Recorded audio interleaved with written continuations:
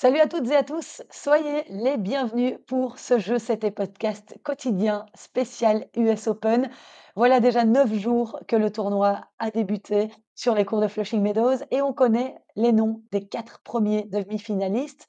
Au terme de cette 9e journée, ce sont les Américains Taylor Fritz, Frances Tiafoe, Emma Navarro, sans oublier bien sûr Arina Sabalenka. J'accueille à mes côtés David Dessourou, journaliste sportif qui m'accompagne durant toute la quinzaine. Quelle soirée, David, du show à l'américaine, du vrai. D'abord, avec cette qualification aussi méritée que surprenante d'Emma Navarro. Est-ce que tu as pu suivre un peu les matchs de hier soir? Oui, oui, je ne me suis pas embêté, bien que le choc des cogneuses, on est resté sur notre faim, hein, c'est clair que là, on a été déçus. Mais, le match entre Ouais. Fritz et Zverev, par contre, valait quand même la peine avant. Et puis, tu vas en parler maintenant, mais c'est vrai que ce retournement de situation dans le premier quart de finale, hein, dans le deuxième set entre Badoza et Navarro, valait aussi le détour. Donc, non, je ne me suis pas embêté pour répondre à ta question. Ah, et surtout, que j'avais mis mon réveil, à 1h30 du matin pour, voir, le match Sabalenka-Zeng et là, je peux te dire que je me suis vite rendormie. Et elle est incontestablement une des grosses surprises de cet US Open, celle sur laquelle on n'aurait certainement pas mis une pièce pour atteindre les demi-finales d'un grand chelem. L'américaine Emma Navarro s'est pourtant bel et bien qualifiée cette nuit pour les demi-finales de cet US Open. Après son exploit au quatrième tour, une victoire en 3-7 contre la tenante du titre Coco Gauff, eh bien Emma Navarro a enchaîné mardi avec un succès 6-2, 7-5 en à peine 1h12 sur l'ancienne numéro 2 mondiale, Paola Badoza, la revenante. Et c'était à l'occasion de ce premier quart de finale sur le court Arthur Ashe. Oui, et Emma Navarro, après cette quinzaine, elle atteindra son meilleur classement puisque elle sera au minimum huitième mondiale, elle qui est aujourd'hui 12e. Et si elle va au bout, elle sera même sixième. Donc c'est un Dingue. tournoi plus que réussi. En plus, bah, jusqu'à présent, elle n'était jamais allée plus loin qu'un deuxième tour hein, en Grand Chelem. C'était à Roland-Garros en 2023. Ici, pour revenir sur son match que j'ai suivi dans son intégralité, bah, elle a vraiment démarré sur les chapeaux de roue, hein, Emma Navarro. Elle a breaké d'entrée de jeu Badoza pour assez rapidement s'envoler à 3-0. Puis elle n'a plus perdu son service du set. Elle a même une deuxième fois breaké Badoza à 4-2 pour faire 5-2. Et là, elle a enchaîné avec son service à nouveau pour remporter cette première manche, donc 6-2. Et l'Espagnole n'a pas baissé les bras après la perte de la première manche. Elle a réagi d'entrée de seconde manche en prenant pour la première fois le service d'Emma Navarro. Badoza a ensuite encore breaké son adversaire à 3-1 pour confirmer sur sa mise en jeu et mener 5-1. Et là, dos au mur, Emma Navarro a montré de quel bois elle était faite et elle a réussi l'exploit de remporter 6 jeux consécutifs et de s'assurer une place dans le dernier carré d'un tournoi du Grand Chelem pour la première fois de sa carrière. Venir s'imposer 7-5 dans le deuxième set, c'était tout simplement une grosse performance. Après ce match, elle s'est montrée visionnaire, hein, Navarro, puisqu'elle a Ouais. déclaré après avoir réduit le score à 5-2, j'ai eu l'intuition que ça se jouerait en 2 sets.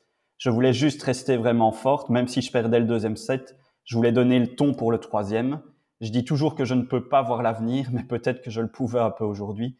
J'avais juste le sentiment que je pouvais gagner en 2 sets. C'est incroyable, je passe en demi-finale de l'US Open. Et pour arriver à ce résultat, eh bien, elle a tout simplement remporté 12 points sur 14 pour recoller à 5-5. Elle a ensuite pris son service sur un jeu blanc avant de conclure brillamment sur sa première balle de match. 6-1, Oui, 7-5, donc score final. oui, puis là aussi où s'est joué ce match, c'est vraiment au niveau des balles de break hein, quand même. En tout cas, c'est une stat assez significative vu que bah, là où Badoza n'a su convertir que 33% de balles de break, soit 2 sur 6, Navarro bah, c'est monté à 63% vu que elle a réussi à convertir, elle, Emma Navarro, 5 balles de break sur 8. Autre donnée très intéressante, et ça aussi c'est une stat, tu sais que moi je raffole des stats et j'ai appris que Emma Navarro est désormais la 6e joueuse de ces 40 dernières années atteindre la demi-finale de l'US Open en arrivant à New York avec 0 victoire au compteur. J'ai été vérifié, évidemment. Elle Mmh. a joué son premier US Open Navarro en 2021. Elle avait été battue au premier tour.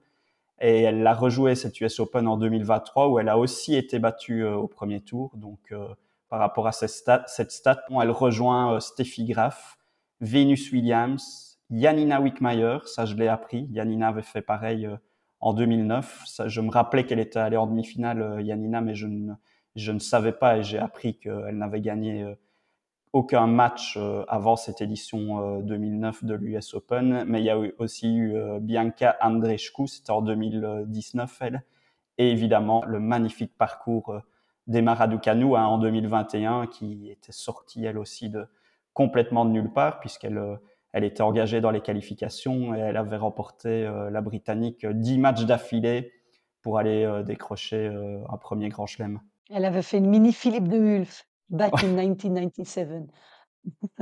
Et la réaction de Paola Badosa après, ce match était assez intéressante en conférence de presse. Elle a dit, qu'elle avait fait un super échauffement, 2 heures avant, qu'elle jouait super bien, mais qu'au moment de monter sur le terrain, son niveau avait complètement chuté. J'étais très tendue, je n'ai vraiment pas bien géré la situation, ni mes émotions. Je voulais tellement gagner, ça n'aide pas spécialement, mais quand je regarde l'été que j'ai fait, j'aurais signé, des 2 mains pour, aligner, ces résultats. Je suis 15e à la race aujourd'hui, c'est tout ce que je dois retenir.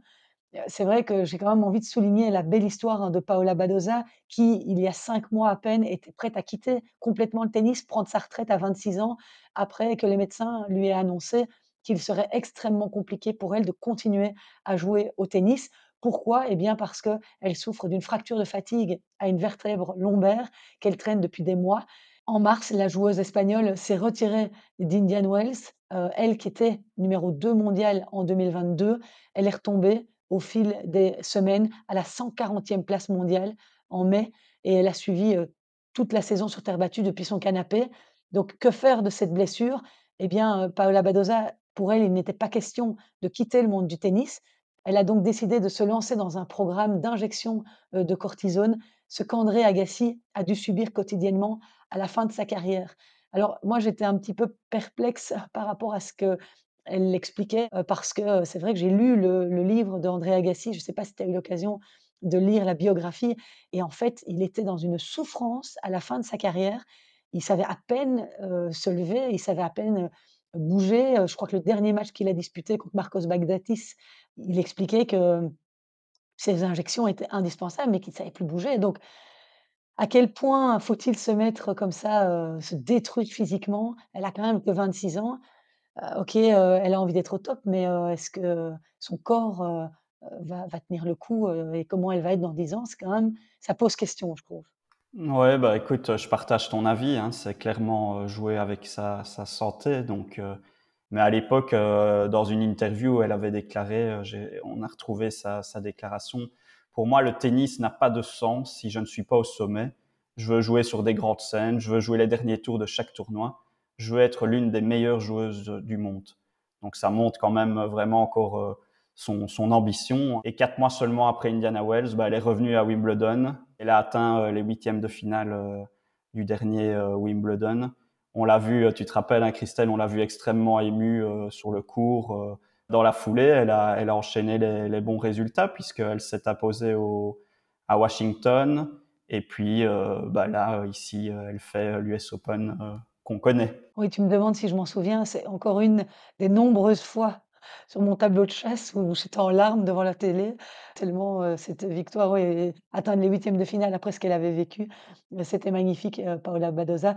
Malheureusement, la résurgence, de Badosa n'a pas fait le poids face à l'ascension d'Emma Navarro, l'une des révélations, hein, de la saison, qui a seulement fait son entrée dans le top 50 en début d'année.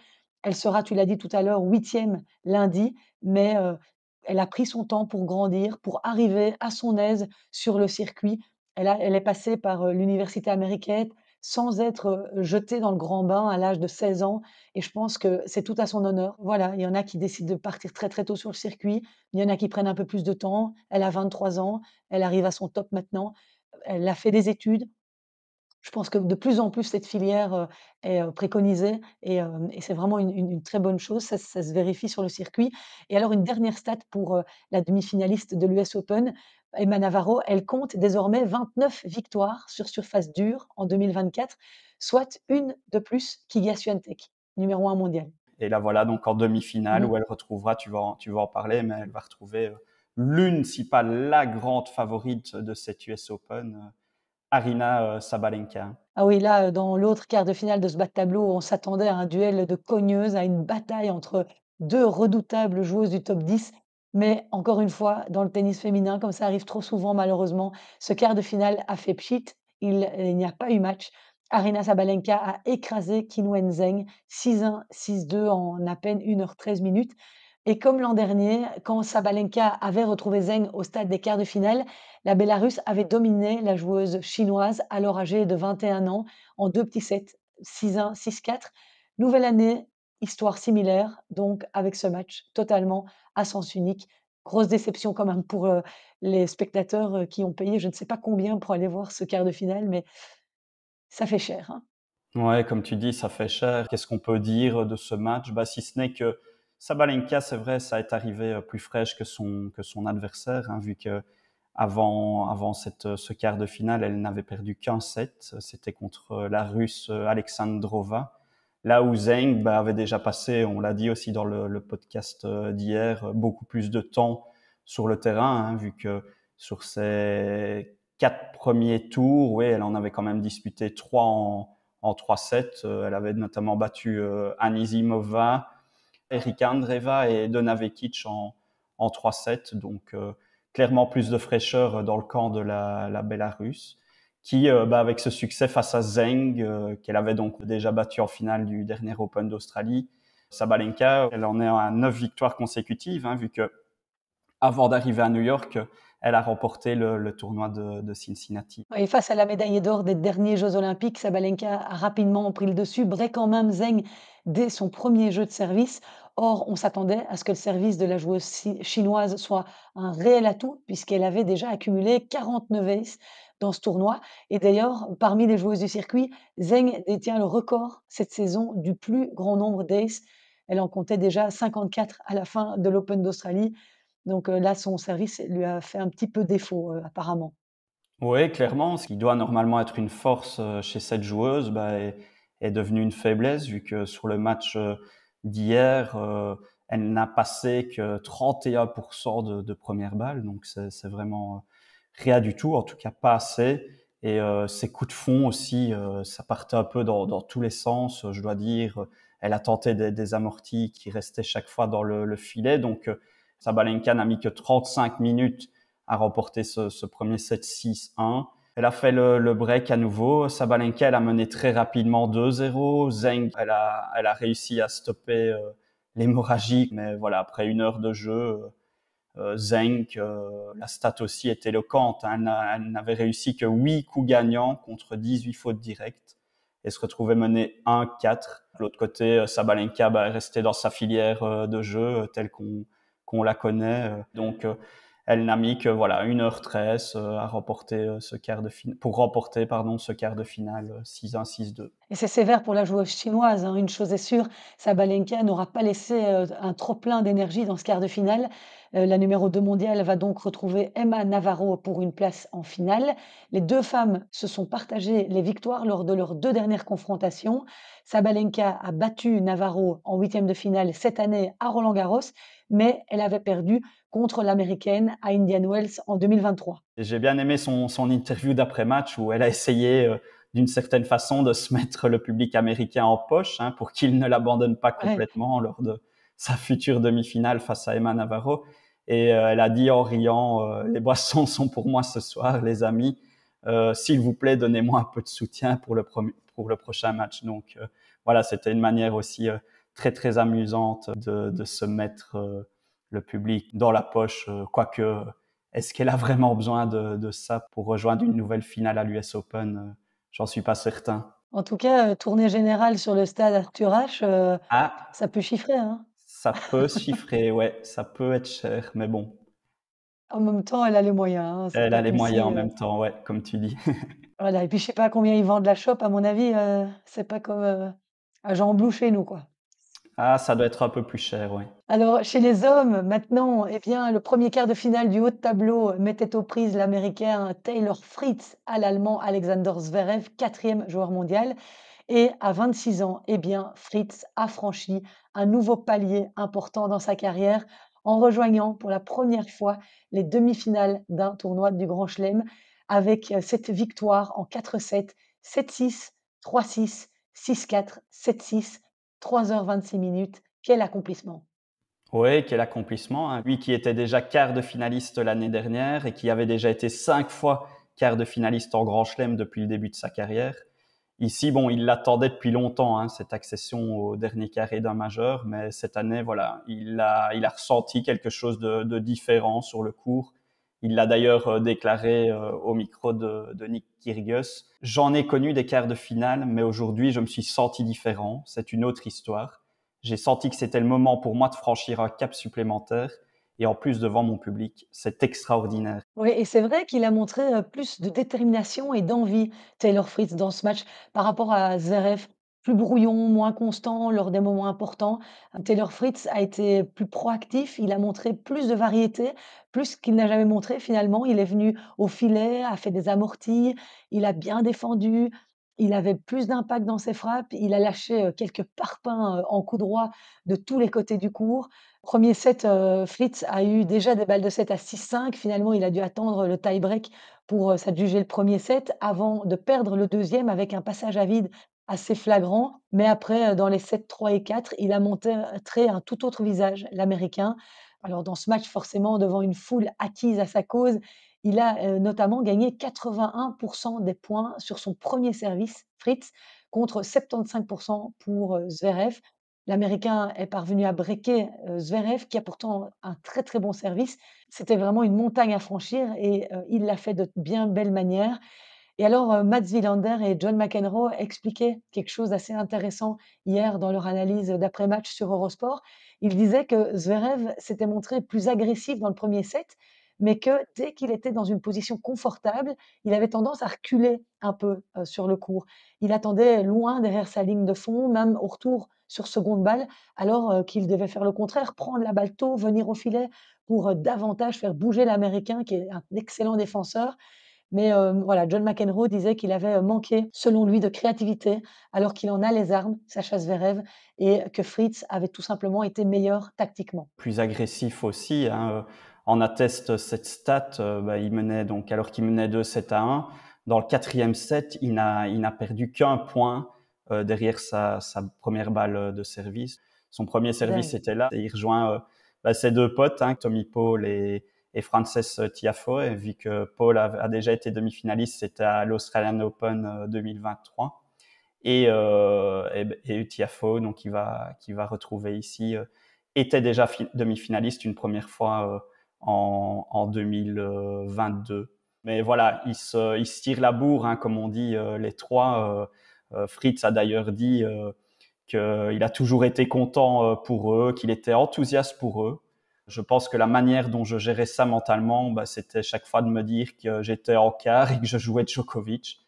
Donc c'était une façon pour moi de protéger mon ego, a-t-il plaisanté Fritz. Pour ce qui constituait sa 33e participation à un grand chelem, Fritz a finalement franchi le cap en battant la tête de série numéro 4 du tournoi, comme il l'avait fait d'ailleurs en huitième de finale du dernier Wimbledon face à Alexander Zverev. Après avoir été mené 2-7-0, il était revenu avec cette superbe victoire en 5-7. De nouveau, une belle performance pour l'Américain qui n'avait jamais battu un top 10 en Grand Chelem avant l'année 2024. Or, c'est son quatrième cette saison. Et pour la petite histoire, Taylor Fritz, il a gagné déjà un US Open. C'était en junior en 2015. Mais il n'aura pas beaucoup de temps, hein, Taylor Fritz, pour célébrer cet accomplissement parce qu'il doit déjà affronter dès vendredi son pote Frances Tiafoe. Une chose est certaine, on assistera à une demi-finale 100% américaine et il y aura pour la première fois depuis 2006 un Américain en finale d'un grand chelem. Donc Andy Roddick peut se dire je ne suis plus le dernier Américain en lice à avoir rejoint une demi-finale de Grand Chelem. Je suis pas sûre que ça lui fasse plaisir, hein. À mon avis, les records, c'est toujours, chouette de les garder le plus longtemps possible. Ou alors il est content, il faudra voir. Il a un podcast, hein, lui aussi, Andy Roddick, un podcast en anglais qui est vraiment sympa. Si vous comprenez l'américain, parce que comme Tiafoe aux interviews, il faut avoir l'oreille bien attentive, hein, pour comprendre ce qu'il dit. Je sais pas si tu piges un mot de ce que Tiafoe dit, c'est vraiment de l'anglais, très, compliqué. Mais quant à Zverev, on va quand même avoir une petite pensée pour lui, hein. Il échoue dans son objectif de la saison qui était d'aller chercher ce premier titre en Grand Chelem sur lequel il ne parvient décidément pas à mettre la main. L'Allemand était pourtant devenu le favori dans cette partie de tableau depuis l'élimination surprise de Novak Djokovic, mais l'usure a certainement joué aussi. L'Allemand a disputé 73 matchs depuis le début de la saison. C'est juste énorme et comme, concluait très bien Justine Hénin, sur Eurosport toujours, ces enchaînements aujourd'hui n'étaient pas limpides, il ne sentait pas super bien la balle, on pouvait ressentir une forme de lassitude, de fatigue. Voilà, elle avait, bien résumé, ça, même s'il a fait un très bon match, mais au final, il a manqué un tout petit peu, de jus. Mais Zverev peut quand même se satisfaire parce qu'il va gagner 2 places au classement mondial ce lundi. Il sera numéro 2 derrière, juste derrière Yannick Sinner. Deuxième mondial, une maigre consolation pour l'Allemand, j'ai envie de dire. Ouais. Alors Frances Tiafoe, lui, comme en 2022, est en demi-finale de l'US Open. Le sympathique joueur de 26 ans, classé 20e mondial au moment d'entamer cette quinzaine, menait 6-3, 6-7, 6-3, 4-1 quand Grigor Dimitrov a malheureusement dû abandonner, visiblement touché à la jambe gauche en milieu de troisième set. C'est la deuxième fois d'affilée en Grand Chelem que ça lui arrive, ce qui doit être assez dur à avaler, hein, pour le Bulgare de 33 ans, déjà obligé de jeter l'éponge contre Medvedev en raison d'une déchirure à l'adducteur gauche. C'était lors du huitième de finale de Wimbledon. Dimitrov, il a été très régulier en Grand Chelem cette année, hein, vu qu'il a atteint la seconde semaine 3 fois sur 4. On peut vraiment dire qu'il est revenu à son meilleur niveau. Hein. En début d'année, il a notamment remporté le tournoi de Brisbane. Or, il courait après un titre depuis 2017, donc soit 7 ans. Il a aussi participé, il a disputé la finale du Masters 1000 de Miami et aussi il est revenu surtout dans le top 10 mondial ici en avril alors que il n'était plus top 10 mondial déjà depuis août 2018. Malheureusement, son corps l'a lâché. Hein, il n'est plus non plus tout jeune, 33 ans. Il a d'ailleurs déclaré ceci clairement, je récupère un petit peu plus lentement qu'avant. J'ai senti 2, 3 petits trucs avant le match, mais je pense pas que ça a de l'intérêt d'en parler. C'est le jeu, c'est juste le jeu et je dois garder la tête haute. Je dois maintenant réévaluer certaines petites choses que je peux changer, notamment physiquement, dans la manière dont je me suis préparé. Mais vu les circonstances de ma reprise à Montréal, là, maintenant, je n'étais pas vraiment sûr que je serais capable de faire aussi bien. C'est pour ça que je dis que je prends ce quart de finale. Et je ne veux pas discréditer le match que Frances a joué. Il m'a aussi beaucoup poussé à travailler plus, donc il mérite vraiment sa victoire. Donc, classe, hein, Grigor Dimitrov, vraiment bon perdant. Ah, on l'appelle pas Baby Fed pour rien, hein, Baby Non, Federer. non, non, c'est Hem clair. et avant d'arriver à New York, Dimitrov, n'avait joué que 3 matchs, 2 à Montréal avec une victoire contre Hijikata et puis une défaite contre Popyrin, le tombeur de Djokovic ici à New York et une défaite à Cincinnati contre Fabian Marozsan pour qui, c'était déjà la 4e victoire en carrière contre un top 10 mondial. Il avait, battu Nadal, Rune, Zverev et donc Dimitrov, ce, Fabian Marozsan. Pour Dimitrov, à mon avis, son match en 5-7, hein, en huitième de finale contre Rublev a aussi dû peser dans les jambes, hein, du Bulgare qui, il faut le rappeler, était mené 2-7-0. Puis il a renversé la situation. Maigre consolation aussi comme pour Zverev, mais Dimitrov pourra se dire qu'il conserve sa place dans le top 10 mondial vu que quoi qu'il se passe en demi-finale et en finale, le Bulgare restera 9e mondial, soit sa place actuelle.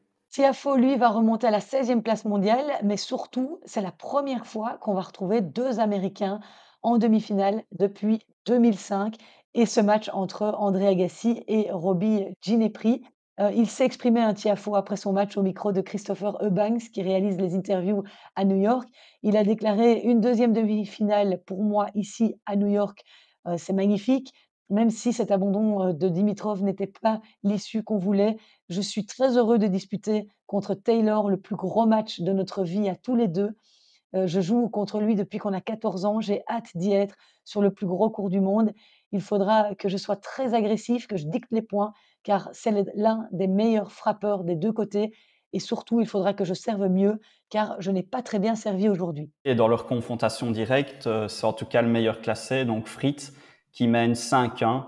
Leur dernier affrontement remonte un peu, hein, puisque la dernière fois que Fritz et Tiafoe se sont joués, c'était en mars 2023, et c'est Fritz qui s'était imposé en quart de finale du tournoi d'Acapulco. Et avant, de vous donner le programme de ce soir, hein, et de vous quitter, eh bien, parlons quand même de cette grosse surprise, David, dans le tableau, double messieurs.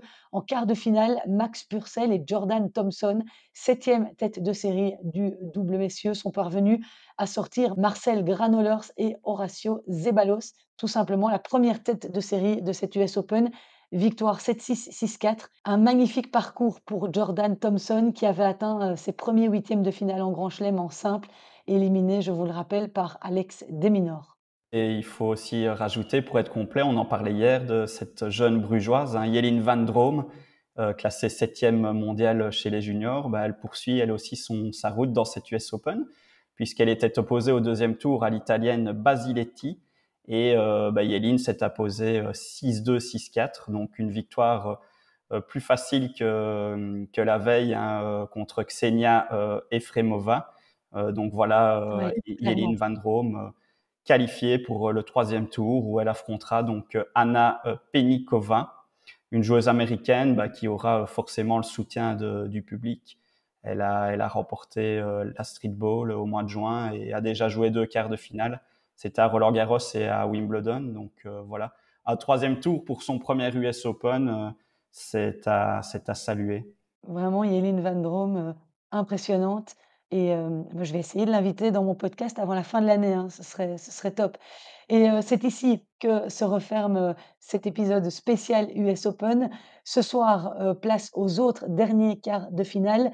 Chez les dames, Swiatek Pegula et Haddad Maia Mukova et chez les hommes, Yannick Sinner Medvedev et Jack Draper Alex de Minaur.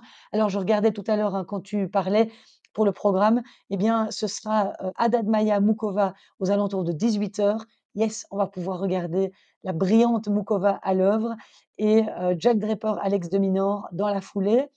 Donc les sessions, les night sessions seront réservées à Yannick Sinner Medvedev. Il faudra veiller et se lever parce que, voilà, ce sera aux alentours de 2h15 du matin, après le match entre Iga Swiatek et Jessica Pegula. Je pense que la nuit va encore être courte. Au plus on se rapproche de la fin du tournoi, au plus on a envie de voir évidemment ces gros matchs, hein. Ouais, il y a des chances en tout cas, mais c'est certain que ben, on espère que ça ne va pas tourner comme ce qu'on a vu entre Sabalenka Ah oui. et Zheng. Et voilà. Et puis il y a le choc de ces quarts de finale vraiment entre Sinner et Medvedev, avec une question que je me pose, que tout le monde se pose. Medvedev, bah, va-t-il finalement déjouer les pronostics, lui qui est tellement à l'aise sur dur, hein, et qui a déjà remporté cette US Open en 2021. Donc tout le monde voit Sinner aller en demi-finale, mais avec Daniil, on n'est pas au bout de nos surprises, hein. Il a toujours l'art de nous surprendre. Ouais, au niveau de la beauté du jeu, moi j'ai envie quand même que ce soit, Yannick Sinner qui s'impose, voilà, même s'il a beaucoup de mérite Medvedev et qu'il a quand même souvent pris des claques en finale de Grand Chelem donc moralement ça doit pas être évident. Mais par contre chez les dames, je n'ai plus d'yeux que pour, Karolina Mukova. Bah oui, j'ai cru C'est comprendre, vraiment, oui. ah oui, non, quand je vois son tennis, c'est sublime, quoi. On a perdu Ashley Barty, mais on a retrouvé Karolina Mukova, de quoi se réjouir. Je te remercie beaucoup, David, d'avoir été une nouvelle fois au rendez-vous. Demain, ce sera la dernière fois, que tu m'accompagneras dans ce podcast, donc demain jeudi. Pour la fin de la semaine, je vous proposerai également un numéro, après le week-end, mais étant donné que je pars à Bologne, ce week-end, je ne saurais pas vous proposer une quotidienne pour les 3 derniers jours. Donc je vous tiendrai informé, mais vous saurez tout de toute façon sur l'issue de cet US Open. Merci beaucoup d'avoir été au rendez-vous. Merci à vos commentaires, Bart, Victor, les petits mots qu'on reçoit comme ça par, Messenger. C'est toujours, très sympa, ça met du baume au cœur et ça nous encourage à continuer notre travail. Merci infiniment, David, à toi et à demain. Merci Christelle et à demain tout le monde. Passez une excellente journée.